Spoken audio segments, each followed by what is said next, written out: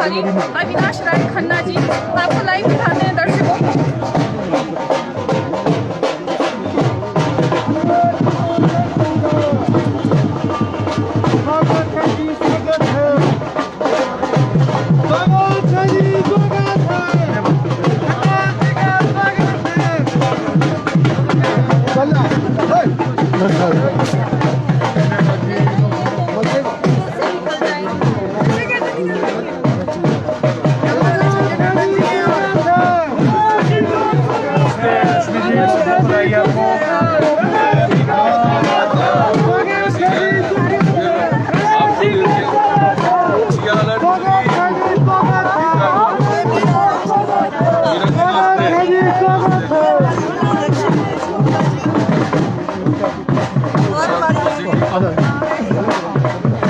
मेरी बहनों से मिलने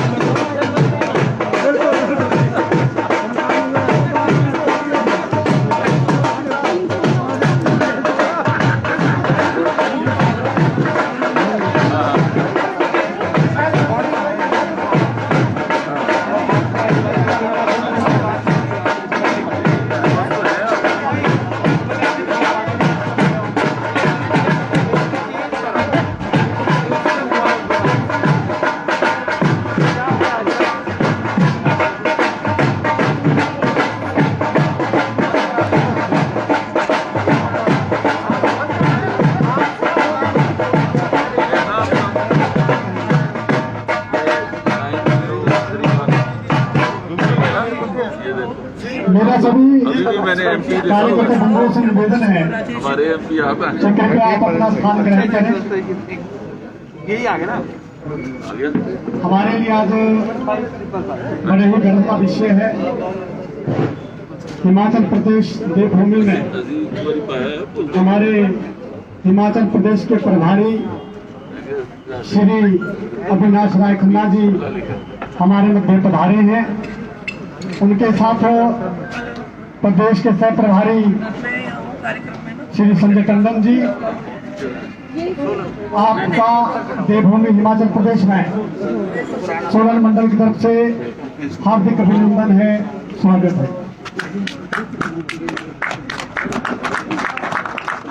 उनके साथ हिमाचल प्रदेश में स्वास्थ्य परिवार कल्याण एवं आयुष मंत्री डॉक्टर राजीव सैजल जी, प्रदेश के उपाध्यक्ष श्री पुरुषोत्तम गुलेरिया जी, प्रदेश की सचिव श्रीमती पायल वैद्य जी, संगठन मंत्री पार्लियामेंट शिमला श्री प्रियव्रत जी, हमारे जिला के अध्यक्ष श्री आशुतोष वैद्य जी, पूर्व सांसद श्री वीरेंद्र कश्यप जी, महिला मोर्चा की प्रदेश की अध्यक्षा रश्मिधर सूद जी, डॉक्टर राजेश कश्यप जी, पूर्व में प्रत्याशी रहे भाजपा नेता सोलन, आप सबका भी सोलन मंडल में हार्दिक अभिनंदन है, स्वागत है। मान्यवर, आज हमारे लिए बहुत ही गर्व का विषय है कि आप हिमाचल प्रदेश में आ रहे हैं और सोलन मंडल में हम सबको अपना आशीर्वाद देने के लिए, मार्गदर्शन करने के लिए सर्वप्रथम आए अतिथि का आगमन मेरा आग्रह रहेगा डॉक्टर राजेश कश्यप जी से, श्री पवन गुप्ता जी से कि आप आए और आज के मुख्य अतिथि हिमाचल प्रदेश के हमारे जो प्रभारी है अविनाश राय खन्ना जी को शॉल टोपी देकर सम्मानित करें। मान्यवर ये छोटा सा उपहार स्वीकार करें।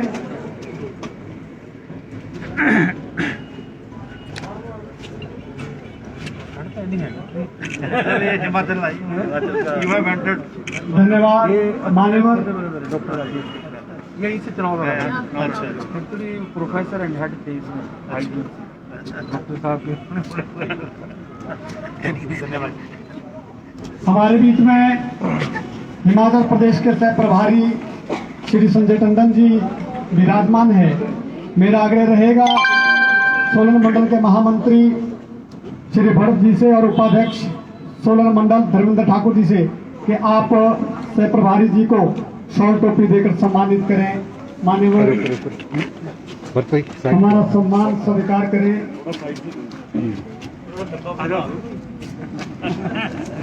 आपका स्वागत है, अभिनंदन है।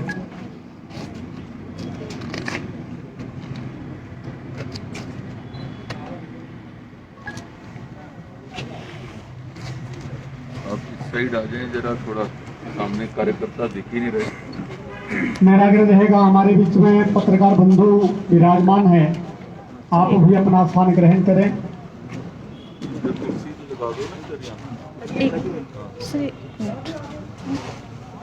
हमारे आज के मुख्यमंत्री हमारे बीच विराजमान, और मेरा आग्रह रहेगा डॉक्टर राजेश कश्यप जी से, जिन्होंने पिछले 2017 में चुनाव लड़ा और हमारे यहाँ के नेता हैं भारतीय जनता पार्टी सोलन के, कि आप आएँ और आए अतिथियों का स्वागत करें, अभिनंदन करें। डॉक्टर राजेश कश्यप जी। भारत माता की, भारतीय जनता पार्टी परमादरणीय हिमाचल प्रदेश में प्रभारी नियुक्त हुए श्रीमान अविनाश राय खन्ना जी,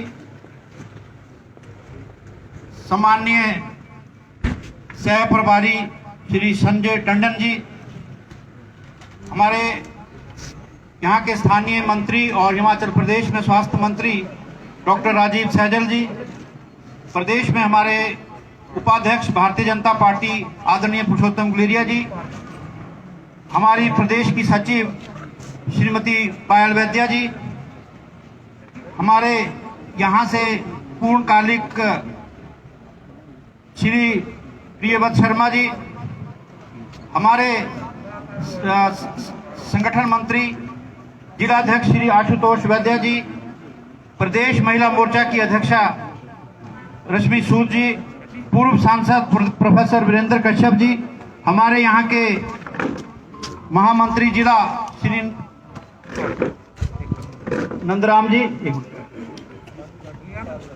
हमारे आदरणीय यहाँ के मंडल के अध्यक्ष श्री मदन ठाकुर जी, और भारतीय जनता पार्टी के सभी महामंत्री, उपाध्यक्ष, सचिव और सभी कार्यकर्ता बंधुओं, मैं अपनी ओर से और सोलन की जनता की ओर से माननीय श्री अविनाश राय जी और माननीय श्री टंडन जी का पूरी जोर से जो यहाँ स्वागत करता हूँ, अभिनंदन करता हूँ।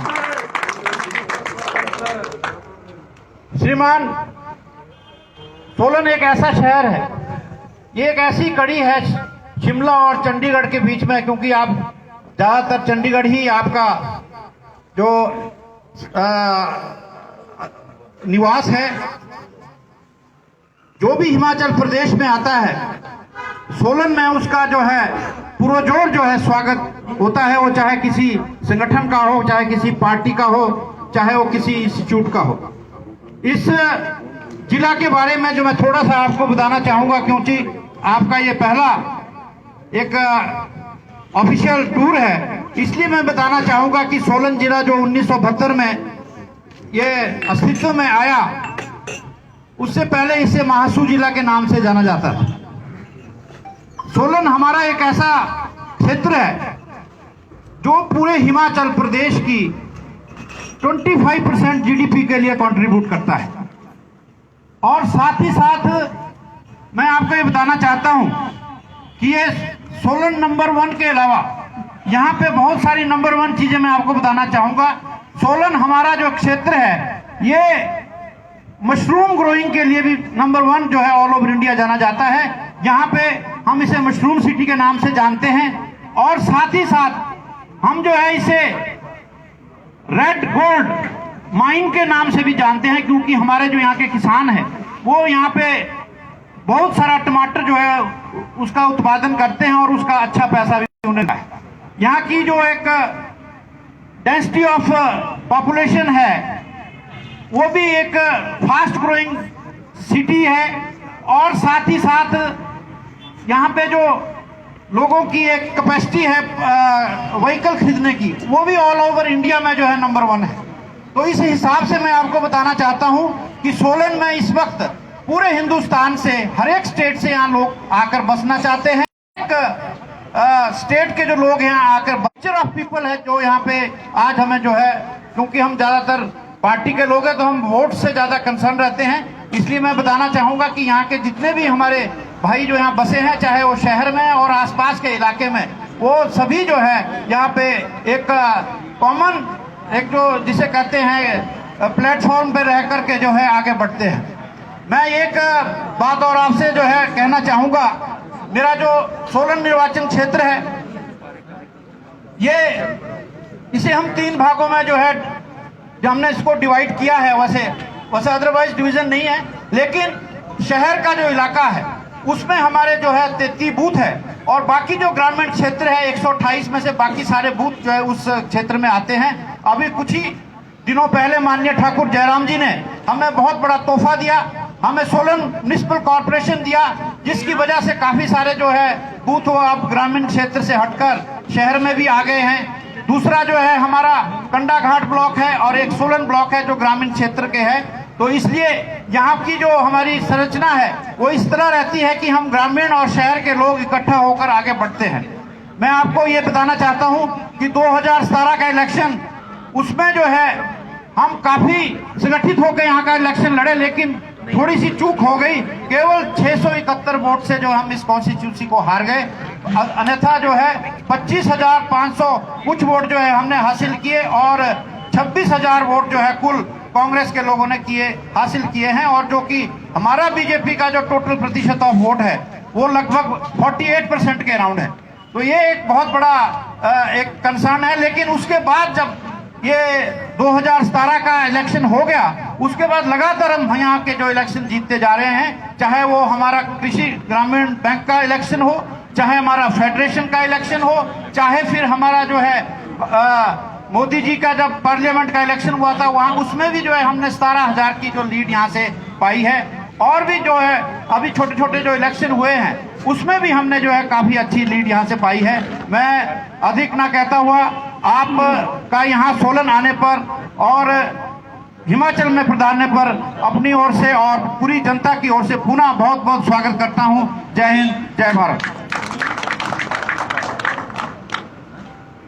धन्यवाद डॉक्टर साहब, आपने सोलन विधानसभा क्षेत्र का वृत्त रखा।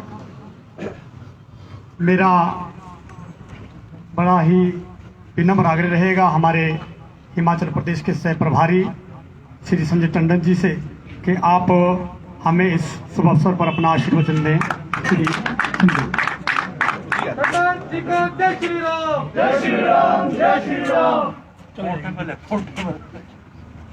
पोर्टेबल का ये तो फायदा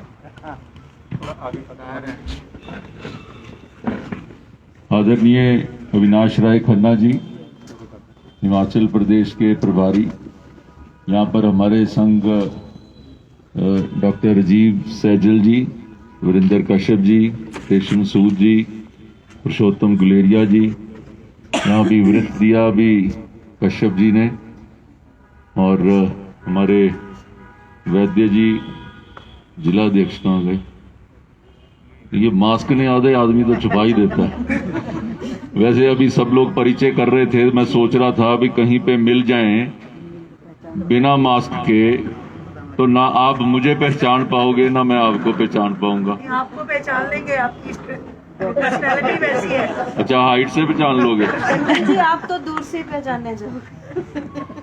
ये तो हमारी छोटी वो सुषमा स्वराज जी का इनका वो हाइट है, लेकिन ये है कि अब ये जो माहौल कोरोना ने एक दिया है उसकी वजह से आपके साथ मिलने में थोड़ी सी देरी हो गई, वरना शायद हम लोग एक बार नवंबर के महीने में ही हमारा प्रोग्राम बन रहा था, लेकिन तभी निर्णय आया कि पार्टी के सारे कार्यक्रम, सरकार के कार्यक्रम सबके ऊपर थोड़ा सा लिमिट लगा दी गई है, तो इसलिए हमको भी अपने प्रोग्राम को थोड़ा सा बाद में करना पड़ा।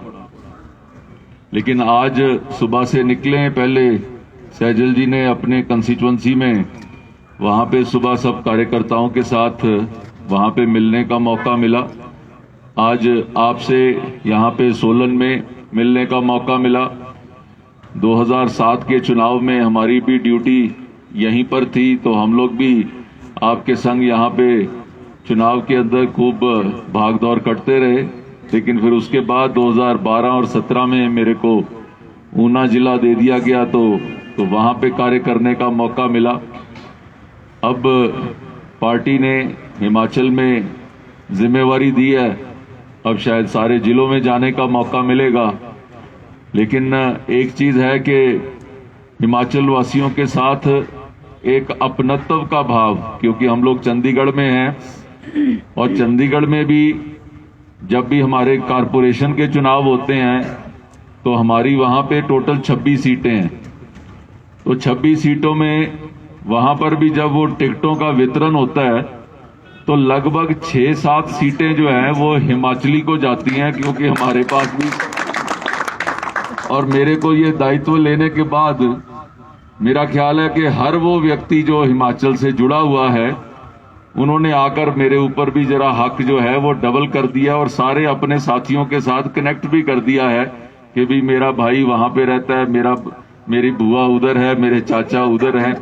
तो इस तरीके से एक हिमाचल का अभी कश्यप जी बता रहे थे कि ये एक मिनी इंडिया जैसा है, यहाँ सब जगह के लोग हैं, एक कॉस्मोपॉलिटन जैसे बन जाता है एक शहर।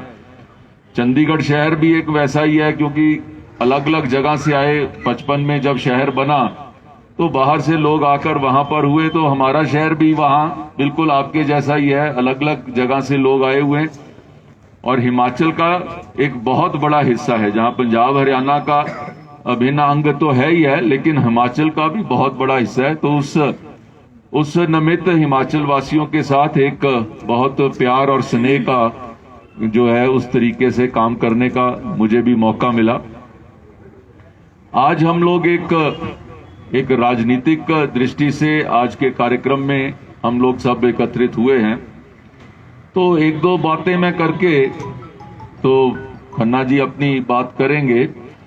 मैं सिर्फ एक इस चीज को कहना चाहता हूं कि जिस तरीके से हमारी पार्टी का देश के अंदर संचालन चल रहा है, जिस तरीके से मोदी जी की सरकार कार्यरत है और उसी तरीके से उसका एक प्रतिबिंब यहाँ पे जयराम जी की सरकार चल रही, तो ये एक डबल इंजन तो चल ही रहा है, लेकिन उसके साथ ही साथ एक नड्डा जी के राष्ट्रीय अध्यक्ष बनने से एक ट्रिपल इंजन भी साथ मिल गया है। संगठन को भी ताकत जो है, यहाँ पे संगठन का व्यक्ति डायरेक्टली फोन उठा के राष्ट्रीय अध्यक्ष के साथ जब चाहे बात कर सकता है, क्योंकि सबके पर्सनली जानकारी सबके साथ है उनकी।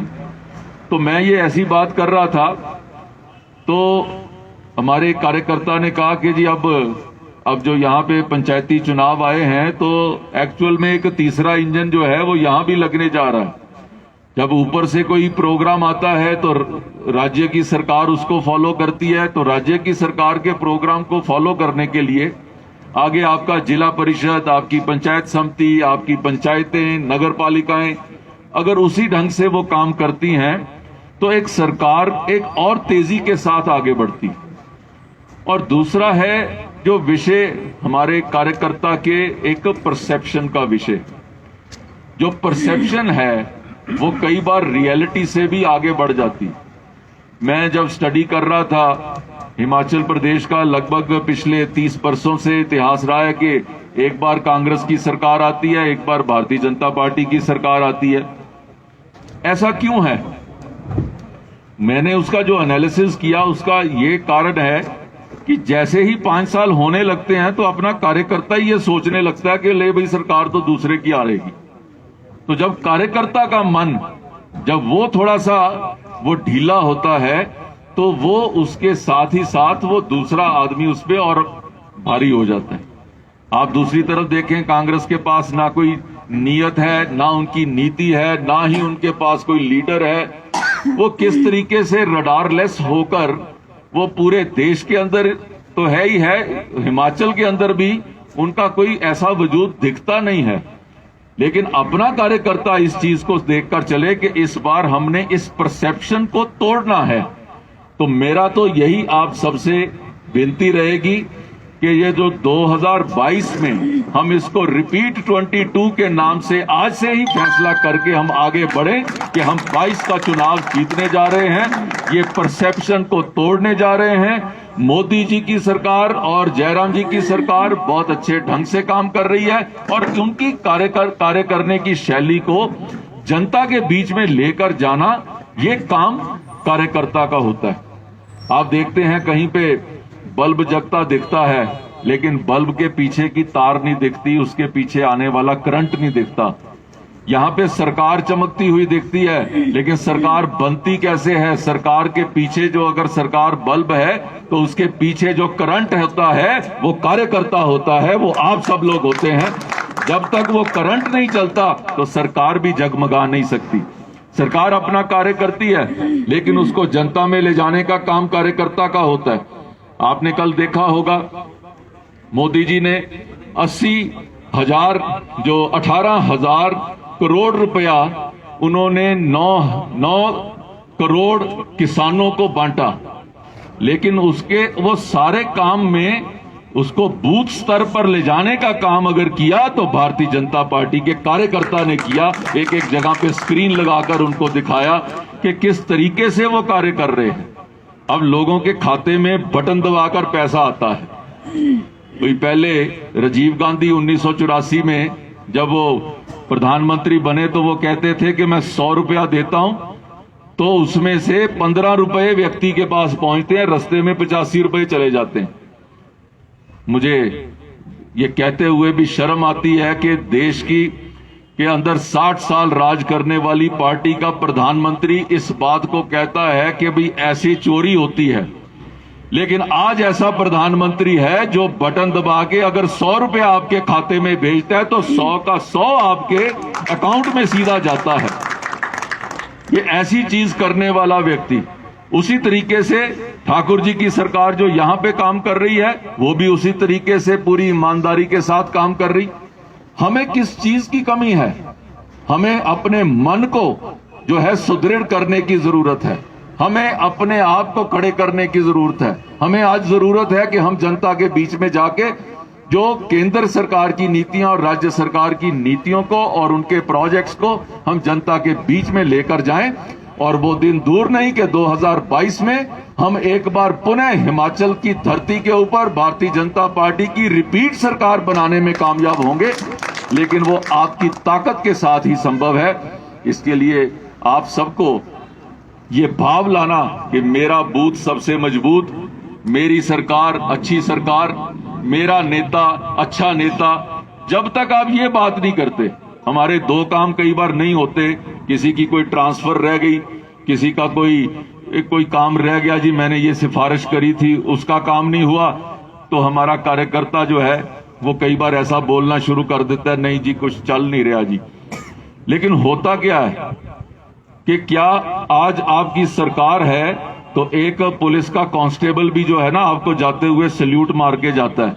जब आपकी सरकार नहीं होती तो वो भी आवाज दे के ओए कह के कहता है बेटा अपना साइड पे हो। वो ये जब तक आप ये चीज को महसूस नहीं करते सरकार होने के फायदे क्या हैं, ये जिस वक्त सरकार जाती है तब आपको फायदे याद आते हैं।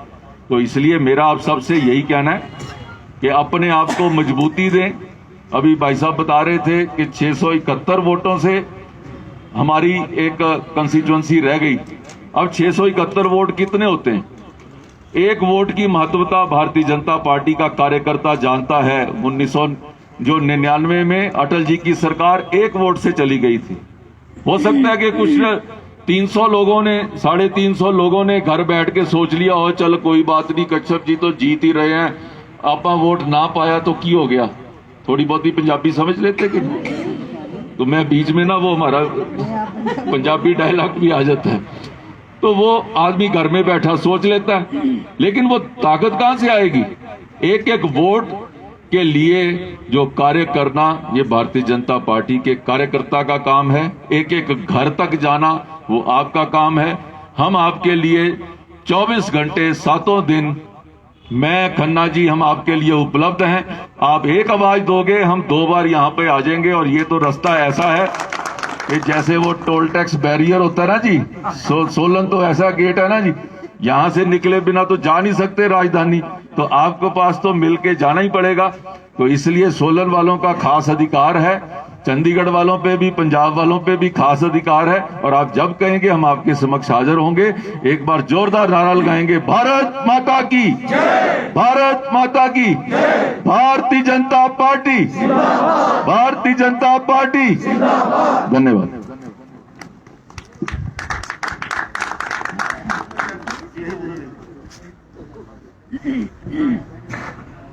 धन्यवाद मान्यवर सह प्रभारी जी, आपका आशीर्वचन हमें मिला। अब मेरा आग्रह रहेगा, विनम्र आग्रह हमारे प्रदेश के प्रभारी श्री अविनाश राय खन्ना जी से कि आप हम सबका मार्गदर्शन करें, अपना आशीर्वाद दें।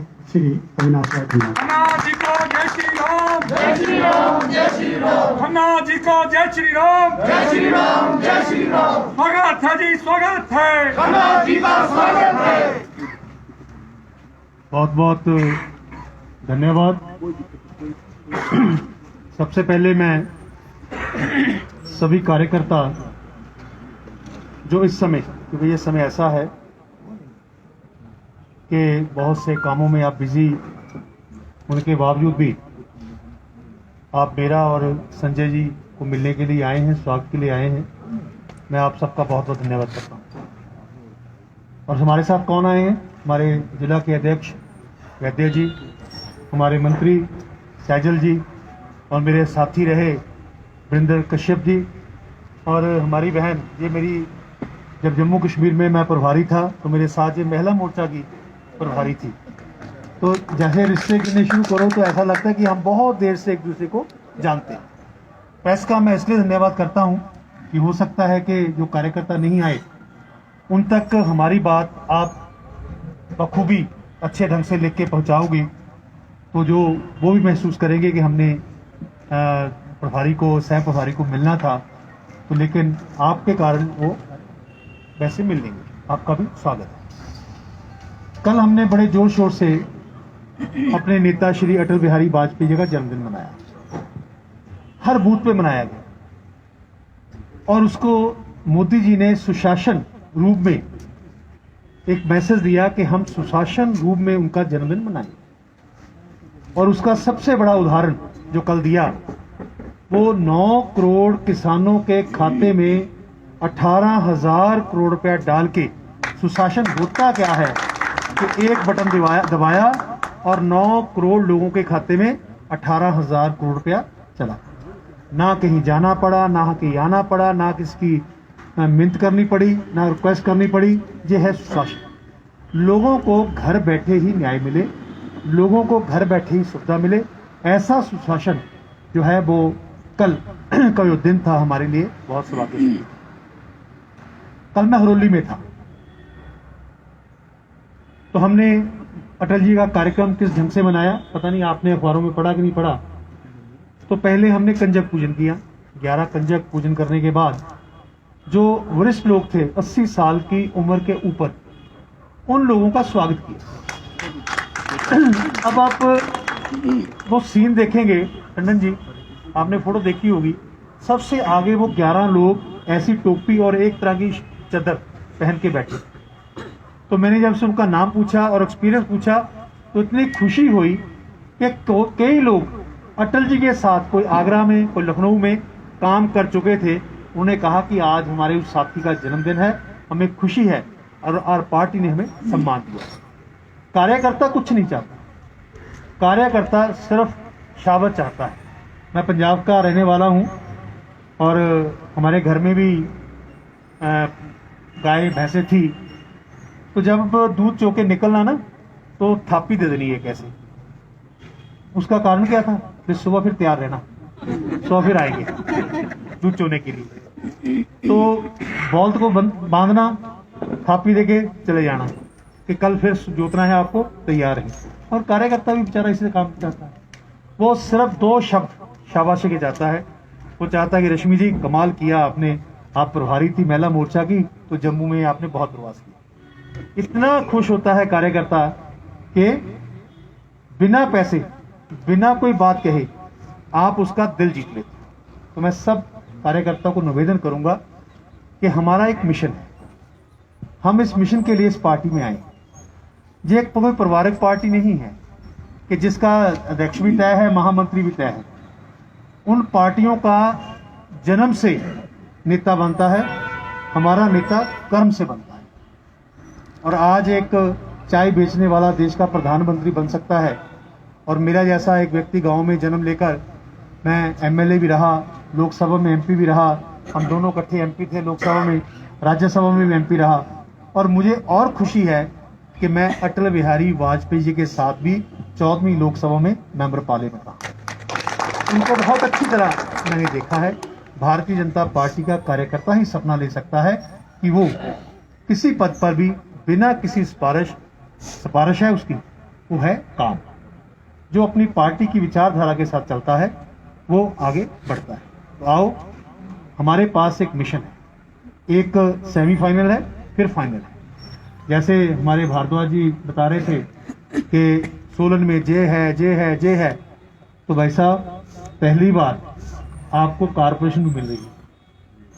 यहाँ पर मेयर बनेगा, मेयर का एक अपना रुतबा होता है, उसके एक पार्षद बनेंगे। तो इसलिए आपको और बड़े जोर से सभी कार्यकर्ताओं को काम करना पड़ेगा, क्योंकि पहली बार एक तोहफा आपकी सरकार ने 2021 में दिया है। वो होगा मेयर का चुनाव। पहली बार अपना मेयर चुनोगे जो इस शहर के विकास के लिए काम करेगा। और मैं चाहूंगा कि आपको 100% रिजल्ट देना होगा, 100% टारगेट रख के जाना है। थोड़ा सा कारण मेरे दोस्त संजय जी बताया, हमारी लड़ाई किसके साथ? हमारी लड़ाई कांग्रेस के साथ। आज कांग्रेस लीडरलेस हो चुकी है, आज कांग्रेस इशूलेस हो चुकी है, आज कांग्रेस डायरेक्शनलेस हो चुकी है। ना उसके पास नेता है, ना उसके पास कोई मुद्दा है, ना ही उसके पास कोई दिशा है। वहां भारतीय जनता पार्टी एक सक्षम नेतृत्व, सही दिशा, सही नीति और सही मुद्दे। आप देखिए 70 साल में जो कुछ नहीं हुआ आपने वो करके दिखाया। क्या कभी सोचा था धारा 370 खत्म होगी? क्या आपने 370 धारा होने के फायदे सोचे? अगर रश्मि जी को पता होगा, जब ये लखनपुर क्रॉस करते थे तो ऐसा लगता था कि हम कहीं अलग प्रदेश में आ गए। कोई गाड़ी सरकारी निकलती थी, 2 झंडे, एक अपना देश का झंडा तिरंगा और एक वहां का लोकल झंडा, संविधान 2। तो ऐसी प्रदेश को, देश को इकट्ठा करके एक संविधान के नीचे लाकर 370 धारा खत्म करके, आपको याद होगा कि हम लोग हर रेजोल्यूशन में ये कहते थे कि 370 धारा हम हटाएंगे, हमने हटा के। राम मंदिर का मुद्दा कितनी देर लड़ता रहा, आपने उस मुद्दे को भी हल किया। ट्रिपल तलाक, कितनी देर से वो महिलाएं, जो मुस्लिम महिलाएं थी, कितनी देर से अपने राइट के लिए लड़ रही थी, उनको वो राइट दिया। आज कुछ नेता भारतीय जनता पार्टी के ऊपर ये आरोप लगा रहे हैं कि 3 जो कृषि बिल लाए हैं उसके कारण किसानों से अन्याय किया।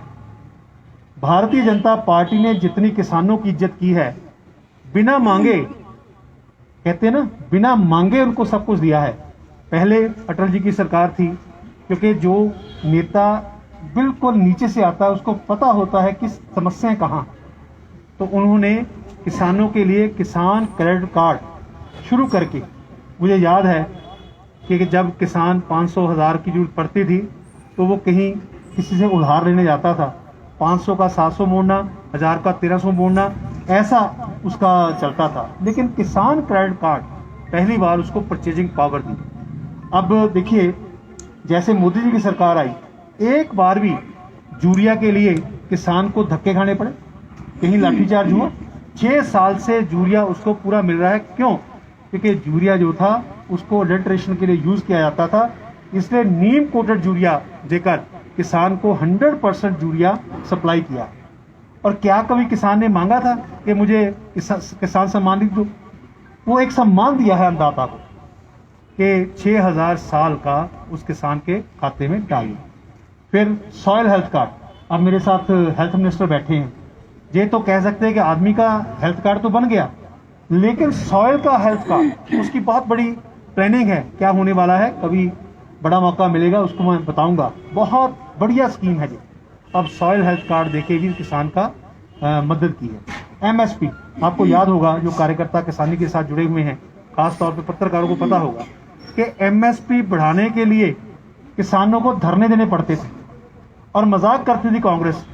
अनाउंस होता था रात को 10 रुपये बढ़ गए जी, फिर एजिटेशन होती थी, 25 रुपए तक, 50 रुपए तक टिक जाती। लेकिन परमानेंट एक फार्मूला देके एमएसपी का कि जितनी उसकी कॉस्ट है उसका 1.5 गुना स्वामीनाथन रिपोर्ट के मुताबिक वो किसान को दिया। इसलिए भारतीय जनता पार्टी जो है वो किसान हित की पार्टी है। भारतीय जनता पार्टी जो है वो लेबर हित की पार्टी है, वो मजदूर के हित की पार्टी है, वो हर वर्ग के हित की पार्टी है। हम गर्व के साथ कह सकते हैं कि भारतीय जनता पार्टी हम सबकी पार्टी। तो आओ हम लोग मिलके एक कसम खा के जाएं कि आने वाले चुनाव में हमने इस प्रदेश को तो कांग्रेस मुक्त बनाना ही है, और साथ में मेरा बूथ कांग्रेस मुक्त बूथ होगा, उसके लिए भी हमें कोशिश करनी है। क्योंकि कांग्रेस के पास, अब देखिए, 3C का बड़ा एक कॉम्बिनेशन है। आप चाहते हैं कि कोरोना हो, आपको कोरोना भागे? आप चाहते हैं कि अपने प्रदेश में करप्शन हो? नहीं चाहते ना? तो किससे शुरू होते हैं दोनों शब्द? कि कांग्रेस किससे शुरू होती है? कि चाहोगे आप ही कांग्रेस जहां आए? कोरोना भी भगाओ, करप्शन भी भगाओ और कांग्रेस को भी भगाओ। यहाँ पर आपको बहुत अच्छा एक काम करने का माहौल मिला है। अटल जी, अपने मोदी जी की योजनाएं, लोकल सरकार की योजनाएं बहुत इफेक्टिव हैं। आप मिलके काम कीजिए। मुझे कई बार याद आती है कि मेरी सरकार अच्छी सरकार क्यों है। आपको वर्चुअली अगर कोई जुड़ा होगा, आपने वो बात सुनी होगी, मेरी सरकार सबसे अच्छी सरकार। अब देखिए, माताओं बहनों को एक खास तौर पे रहती है, मैं उसको जोड़ते हुए बात आपको बताना चाहता हूँ। एक बार ना एक एडवर्टाइजमेंट हुई कि राजकुमार को दोपहर का खाना देने के लिए एक नौकरानी की जरूरत है। आ गई एप्लीकेशन, इंटरव्यू हो गई, एक नौकरानी सिलेक्ट हो गई। उसको टिफिन पकड़ाया रानी ने कि जाओ खाना दे के आओ। कहती, महारानी मैं तो बच्चे को पहचानती नहीं, मैं खाना किसको खिलाऊंगी? कहते, जो सबसे सुंदर बच्चा लगे तो उसको खाना खिला के आए। वो गई, छुट्टी हो गई, बच्चे इधर उधर खेल रहे थे, वो सबको देख रही थी कि कौन सुंदर है। उसका बच्चा भी उसी स्कूल में पढ़ता था, ना उसके कंघी की हुई, ना पूरी चप्पल, ना कोई कपड़े। जब 5-10 मिनट में वो देख के हार गए तो उसने बच्चे को बुलाया, बच्चे को खाना खाया। वो भी हैरान, आज इतना बड़ा खाना, अच्छा खाना आया है। खाना खिला दिया, वापस घर आ गई। तो घर में जब राजकुमार आया तो राजकुमार को खाना ना मिले तो क्या कितना बवाल होगा। तो सारा महल उस बवाल के कारण टेंशन में। राजा ने रानी को बुलाया, खाना क्यों नहीं किया? रानी ने नौकरानी को बुलाया, तू खाना क्यों नहीं दे के आई? उसने कहा, महारानी दे के आई हूँ, खाना खिला के आई हूँ। किसको खिलाया? जिसको आपने कहा था कि जो तुम्हें सबसे सुंदर बच्चा दिखे उसको खाना खिला देना। मुझे तो अपना ही बच्चा सबसे सुंदर दिखा, इसलिए मैं उसको खाना खिलाती हूँ। तो मेरी पार्टी, मेरी सरकार सबसे अच्छी सरकार। फिर क्यों रिपीट ना हो? मिशन 2022, आज से ही कसम खा लो, मंत्र जपना शुरू कर दो। जो ये भाई साहब कश्यप जी ने कहा ना जी, 671 वोट से मैं चुनाव हार गया, जब अगली बार बैठे तो ये कहें कि मैं 6000 वोट से चुनाव, मैं टिकट नहीं अनाउंस करके जा रहा, ख्याल रखना। जो जिसको भी यहाँ से टिकट मिले वो ये कहे कि मैं चुनाव यहाँ से जीत गया। क्यों? क्योंकि मेरे कार्यकर्ता ने बूथ पर काम किया है, मेरे कार्यकर्ता ने बूथ को जिताया। आओ, पंचायत से पार्लियामेंट तक भारतीय जनता पार्टी का राज हो, पंचायत से पार्लियामेंट तक भारतीय जनता पार्टी के लोग हो, तब देखना क्या दृश्य बनेगा, जहां हर बंदा ईमानदारी से काम करेगा तो एक अलग सा भारत आपको दिखाई देगा। इतनी बात कहता हुआ आपका बहुत बहुत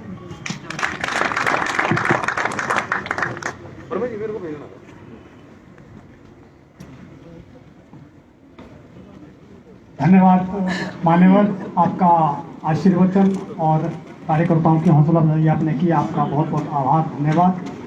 यहाँ पर मंच पर विराजमान सभी गणमान्य व्यक्ति, सभी कार्यकर्ता, श्रेष्ठ ज्येष्ठ पत्रकार बंधु, आप सभी से मेरा निवेदन कि आप लोगों के लिए भोजन की व्यवस्था की गई है, आप सभी भोजन करके जाएं।